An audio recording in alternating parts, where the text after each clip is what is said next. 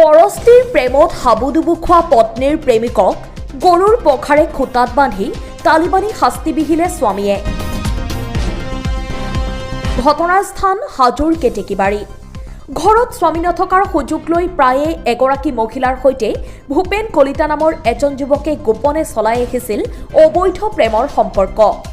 অৱশ্যে কালি দিন বেয়া আছিল পৰকীয়া প্ৰেমিক ভূপেনৰ।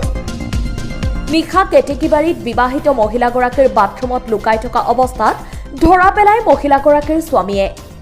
তাৰ পিছতেই পত্নীৰ প্ৰেমিকক স্বামীয়ে ধৰি গৰুৰ পঘাৰে বাৰাণ্ডাৰ খুটাত বান্ধি খবৰ দিয়ে হাজো আৰক্ষীক। লগে লগে ঘটনাস্থলীত উপস্থিত হোৱা আৰক্ষীয়ে ভূপেন কলিতাক উদ্ধাৰ কৰি হাজো থানালৈ লৈ যায়।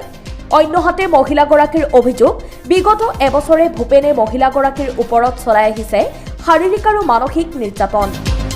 হাজোৰ পৰা প্ৰভাত কলিতাৰ ৰিপৰ্ট, নিউজ 30। এঠাইখিনিৰ নাম কি? এঠাইখিনিৰ নাম কি? কেতেকীবাৰী। কাক ধৰিছে আপুনি? ভূপেন কলিতা। আপোনাৰ ঘৰত? আমাৰ ঘৰত বাথৰুমত। কেইটা বজাত? 10:30মান বজাত। 10:30মান বজাত। কিয় আহিছিলে তেওঁ?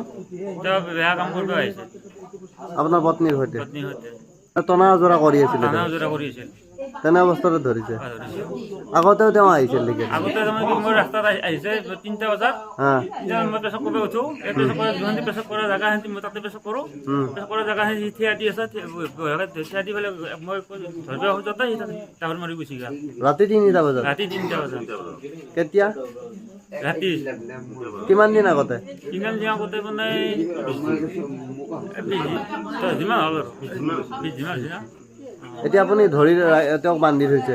বান্ধি থৈ দিছোঁ। গতিকে আৰক্ষীক মাতিছেনে? আৰক্ষীক এতিয়া মোটামুটি মাতা নাই। আছে যে গাঁওবুঢ়াক জনাইছে? মাতিছোঁ। গাঁওবুঢ়াক মাতিছে?